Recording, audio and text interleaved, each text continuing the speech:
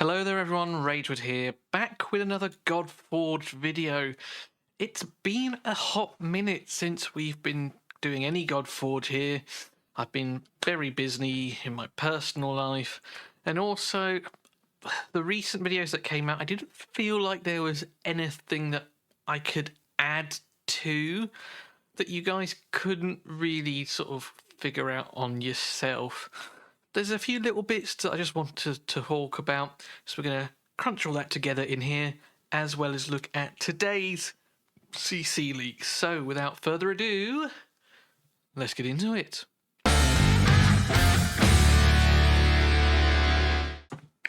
So the last video that I actually sort of made any comment or content on was to do with the tower, and I just gave some spiel over it. The sound design podcast is very cool, but again, nothing really I could add. The same with these two up here. Bran the Broke is a great content creator, but again, I just couldn't add anything myself. In that time, Mr. Sneaky did do a sort of interview with Simon, as it were, and again there was a couple of little things in there, but a lot of it we already knew.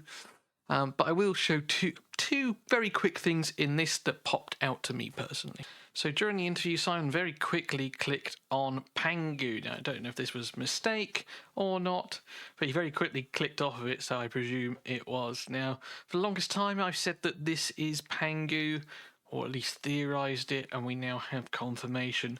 The one thing that I was disappointed with is this axe, when we first saw it in 2D concept, looked incredible. Now, I'm not saying it doesn't look incredible. I'm saying I'm not seeing enough of it. I want to enjoy it. I want to look at it. Just give me a side view there. But confirmation, he is a defender. Chaos, the first being, is his name. Quite a lot of HP there, I think, compared to some of the others that we've seen, although the speed and initiative is slower. So moving on to the most recent Tuesday video. Now, spoiler alert, you are going to see this guy in a lot of the videos later, but this is Loki. Now, if I put it up there somewhere, ages ago we saw the silhouetted figure and I thought that that was Loki. Then JKG did a podcast and asked about it, assuming it had been known, and then it was kind of confirmed that no one had seen him yet, and they said he was going to be very polarizing. And then also in the Discord more recently, again, I'll put something here, Simon teased it saying, who do we think it is? And again, I said it was Loki 100%. So whilst we have not seen him, you are going to see his portrait pop up a couple of times today. Although I did think he was going to be an epic, although he is now in a legendary border, Cunning Affinity, which just makes sense, right? But yeah, the green and the purple, not sure how I feel about it here, but ultimately I need to see the entire character in his glory, like we see Herc here, to make a full judgment. Now this particular video was talking about the changes in the UI coming, so this is sort of the old UI, and then what they're going to be moving to is something like this. So they're getting rid of the sort of bar across the top, and they're getting rid of the gear sets down here, which they're moving into sort of your armor bit to give more space to bring that stuff down, which I do like. I think it looks very clean, very polished. The strength logo has changed, but looks very clean, very tidy, and I do like it.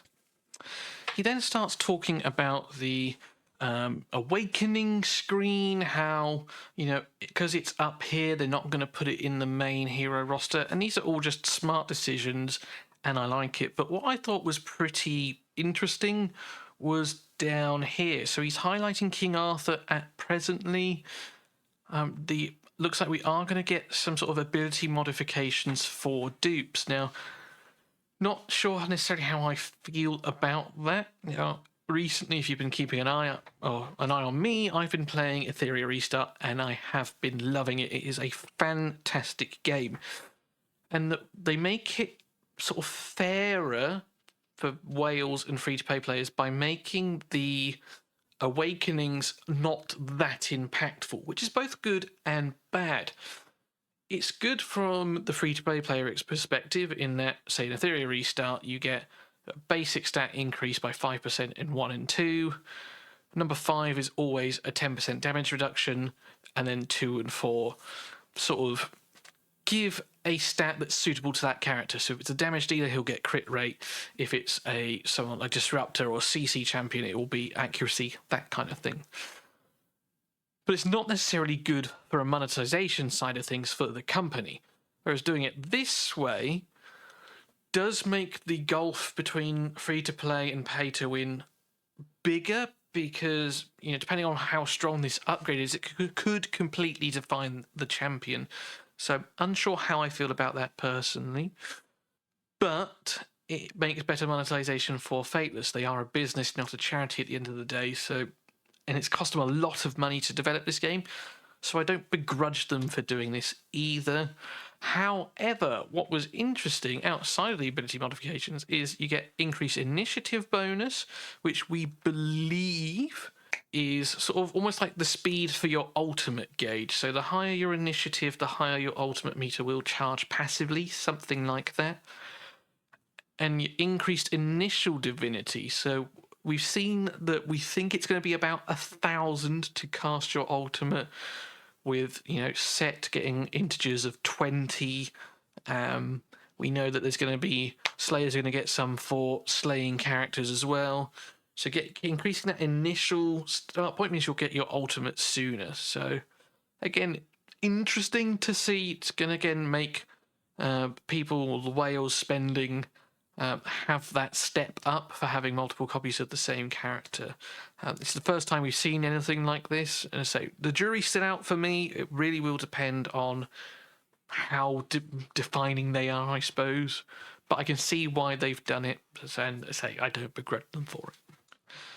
Now, what I think was stunning, gorgeous, was these new campaign maps. These look incredible. I love these. This is the Eka map right here. We got the Izomo map here. It's just gorgeous. But it is very opposite to what we've seen before. Now, what we've seen before was obviously placeholder, but it had a very dark sort of fantasy vibe to meet the ethos of this game. And I really liked it, that dark one. Now, that doesn't mean to say I hate this one, but it is a complete sort of like culture shift almost, but maybe that sort of reflects the name change. Now, Simon just say these maps are not going to be bare bones. They're going to have mist sort of flying through, as well as maybe some fish in the water, some sort of koi for the Chan, maybe something like that, or maybe it is the Izumo. I can't remember where koi carp come from, but yeah, super cool. And you know, all of them are stunning. Like, you've got the Omea Khan here with the jungles. I think that's really cool. Perhaps that's the face of the king that we saw in one of the CC leaks ages ago in the wall. And then we've got the Grand Pyramid here as well. Just looks beautiful. Real big fan of what they've done here. We've got the Olympus one here. And then the one that we don't see is Virage. He sort of skims past it. You can see a little bit here. Very haunting Eastern European sort of vibe. Black Forest, like Harry Potter almost, I guess, kind of thing. This is the one I really wanted to see. And unfortunately it's hidden from us, which probably means there's still some placeholder stuff in there, or we're going to get maybe a reveal soon from Fateless themselves, something along those lines. But that looks so sick. Asgard down here. Again, you've got the world tree in the middle. Yeah, it just all looks very clean, very polished. It's clear that they have been hard at work recently. Avalon, looks like you've got Camelot here. Chan with the, you know, stereotypical Chinese temples, buildings, and the Aru with the Nile coming through. Looked very cool. Volkodlak, we saw him for a bit, and Simon does use a auto attack here, which we see a new sort of ability as a result. So we did see lock core ability there. Now, I'm not sure if that's something we've seen before, but some sort. It's clearly like like almost like a silence or a lockout effect there. I don't think it's a complete silence because it specifically says lock core, so perhaps you can still use your ultimate. So this is very specific CC that we've got here. But it was really cool to see that. We're seeing a lot more things coming now. We've seen Star Wars more recently, and some others. But yeah, I thought that was pretty cool to see. And then the last thing to call out in the Tuesday video was the change in sort of UI. I mean, all around it was kind of based on that. And this is what it looks like they're going with now. Now, the problem I had before with this is if you had wisdom in there with the blue divinity meter, it was kind of hard to see, and it looked, and I don't mean this any disrespect, a little bit tacky, but that's because it was placeholder. Again, like with a lot of things I've said in this video, this looks very, very polished. Now, personally, I wouldn't have it in the middle here. I would have the dot here. I personally don't think you need the affinity symbol here. I think just the pink dot works absolutely fine, and it makes their life a little bit easier as well. After a few weeks, you'll get used to what, RGB is and the pink, purple from the sort of voids or whatever they're called. So yeah, I love the direction that they're going in. The ultimate thing is very clear right there as well. Everything just looks great and things are definitely moving in the right direction. I thought that was the last thing. It absolutely wasn't. We got one quick sneak peek at the Pantheon. So the guilds, the clan halls coming through. These look sick. I love this. Very much sort of medieval meeting hall vibe, or like a tavern. I think that is really cool. Tasks, I think, should be more like a quest board kind of thing, almost like a bounty board, actually. I think that would be cool. With like tea-stained paper, just some pin-ups, that kind of thing. This is obviously still placeholder, and if it is, do consider that bounty boards kind of thing over there. Members, you're sitting around your round table. I say round, obviously square. But yeah, shop, faction wars, bosses, all looks very cool. Love that. And there is another one here as well. This is another take on it, which I think looks sweet as well. Slightly more gothic feel.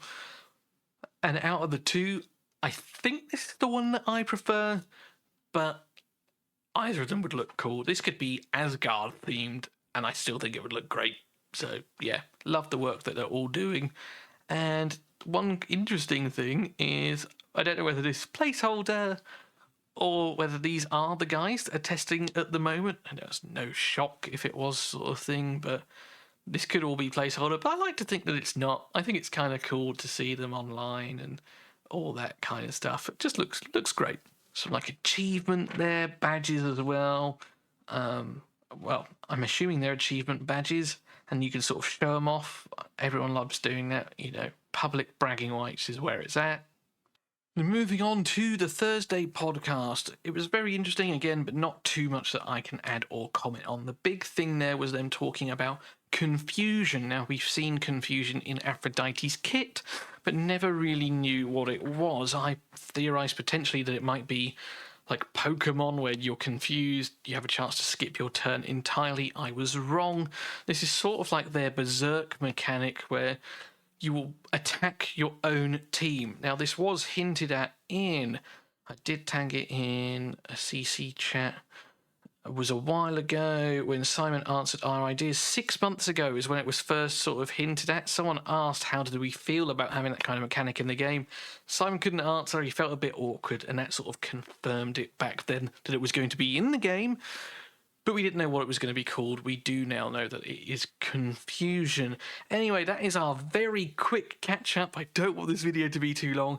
Now let's move into the CC leaks. So, on to this week's leaks then. So, you may have seen from other creators who've got theirs out already, we've got some animations today from some heroes that we have seen, and it is really, really cool. So yeah, here we've got Isis. Now, we have seen in one of Simon's videos like a little snapshot of her ultimate and sort of like the yellow flare above. And she is an invoker, so we imagine this to be a support type ability. So let's take a look. Okay, so revives or allies 50% HP in turn meter, and if Horus... Oh, okay, so we got our first couple... Well, no, not couple, that's mother and son, and that's just weird. Family pairing. Horus is revived by this ability, places Radiance 2 on him. So Radiance 2 is still something that we haven't quite got to the bottom of exactly what it is. There have been videos put out where it looked like some sort of reflect damage in a way, like you attack them and you're blinded by their radiance, so you take damage back. But it's cool to see. Now I'm intrigued as to what the reverse of this is. What is it that Horus does that benefits Isis? But okay, so if Horus is revived, that's interesting. So let's watch it in action. Yeah, this is what we saw. That's cool, man. I like that.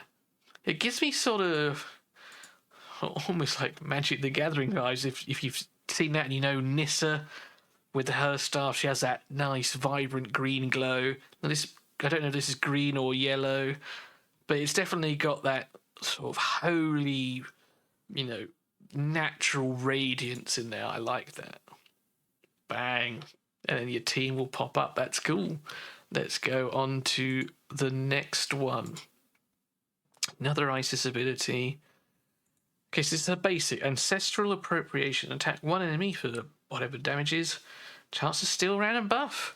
Is this the first buff steal we've seen? Oh, I can't remember. It might be. It might be the first buff steal we've seen. And buff spread. There you go. There's me completely forgetting that one. Read on, Ragewood. Then spread one random buff on this hero to all allies. That's cool. So, you know, I don't know. We'll find out in a minute if she's got buffs in her kit, but if she doesn't, she'll spread whatever she steals. That's cool.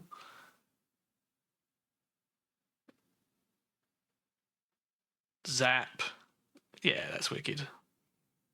Like that.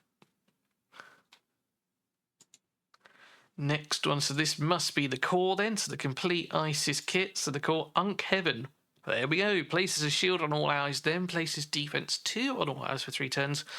Grants an extra turn as well. So 6 turns is quite a long cooldown, but it's going to be 5 by the time you use your second ability. And you would imagine whatever Fateless's version of books is, scrolls makes the most sense to me. You know, like ancient papyrus, at least that's how I think it would look cool. Maybe it goes down to 5 turns, or maybe even 4, which puts it on a 3 turn. That'd be kind of cool. Places shield and defense up. So if nothing else, she's going to spread the defense up.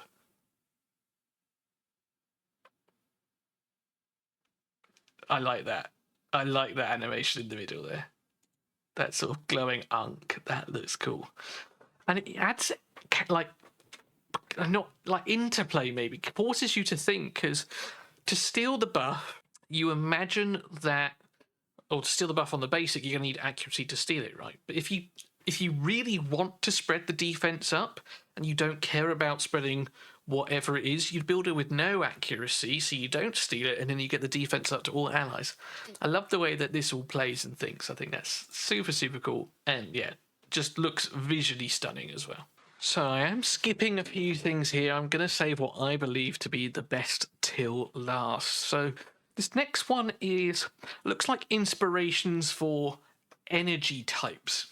Things that Fateless are drawing on to use as their own effects, essentially. Now, this water ice, this up here looks like Guan Yu's ultimate, which we've already seen, and it sort of shows where they've drawn inspiration from other things that they like, which Simon has showed us before. They've got this sort of light ether thing here as well. You've got some like color codes things here. That giant sort of solar flare maybe looks similar to what we've just seen. Or it could be another ability that we've not seen yet, unsure, but it looks similar to the Isis. Got fire here, light, all looks pretty cool here, and death magic. That looks sweet. Oh, there you go. I should have just played it, and then we wouldn't have to squint our eyes earlier. So there you go. There's some of the light right there.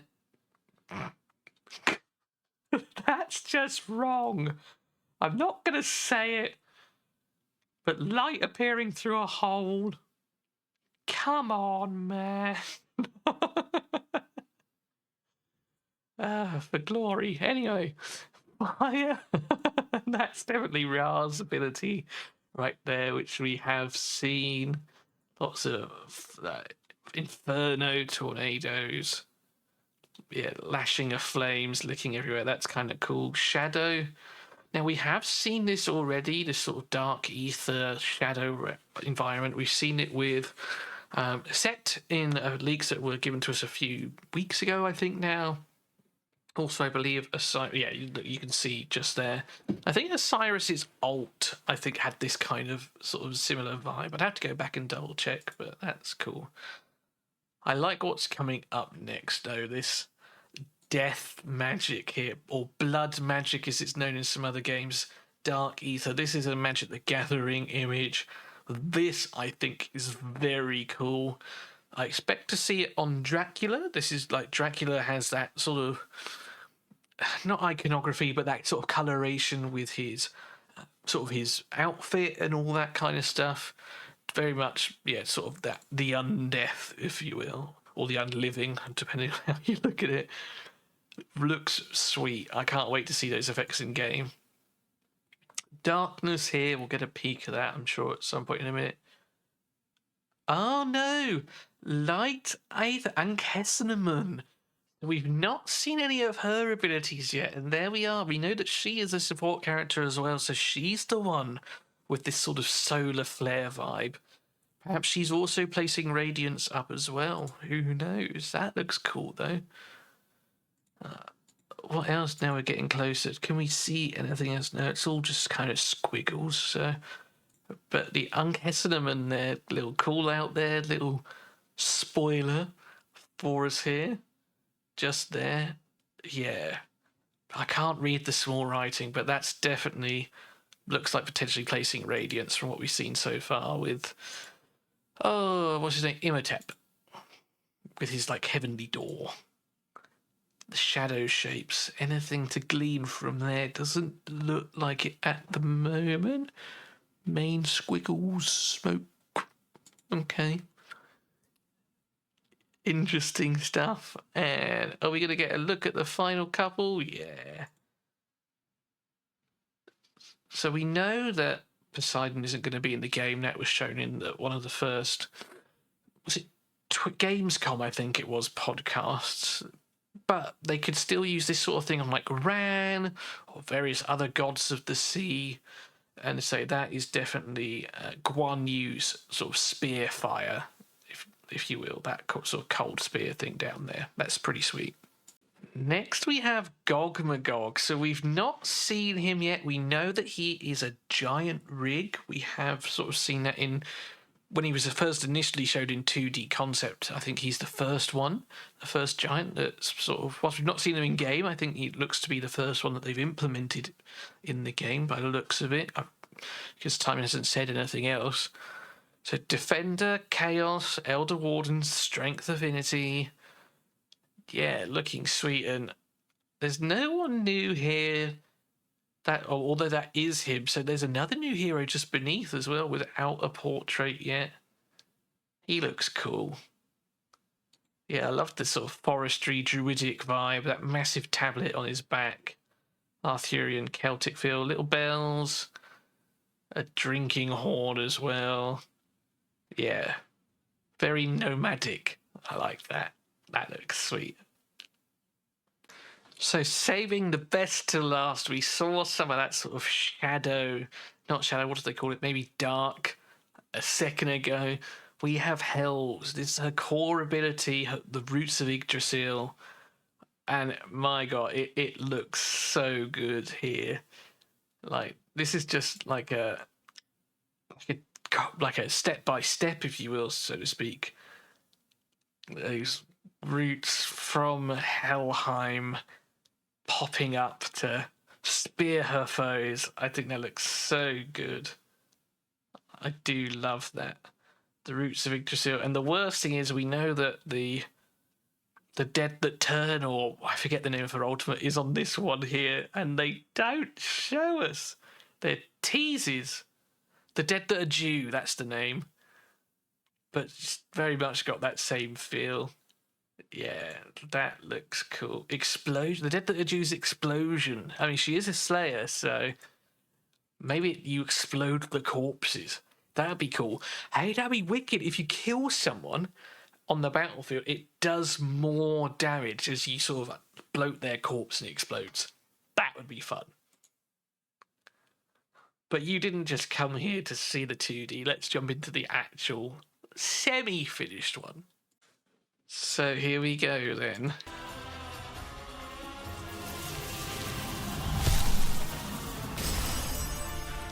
That looks so good. I'm going to mute it so we can talk over it. But you heard the shattering of the crystals there.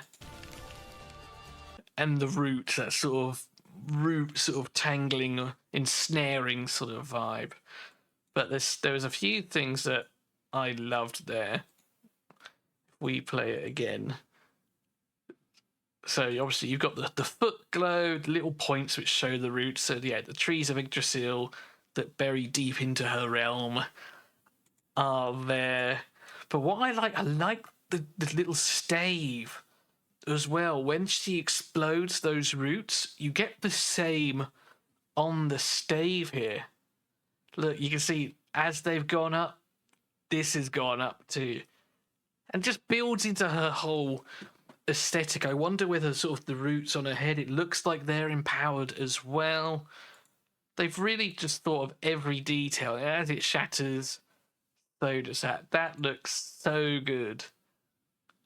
I cannot wait to see that in game. They're probably going to do a little bit more polish. That doesn't mean for me to say it looks bad. It looks fantastic, but you know, you never when you're working on something. I can imagine that they're like me if I'm doing a drawing and it looks great. It's not perfect. It's never perfect. They're always striving, and yeah, that looks sick. Anyway, bit of a long one from me here today, guys, catching up with everything over the last 2-3 weeks. But thank you very much for watching. Take care, look after yourselves, work hard, but as always, play harder. And I'll see you in another one soon. Cheers.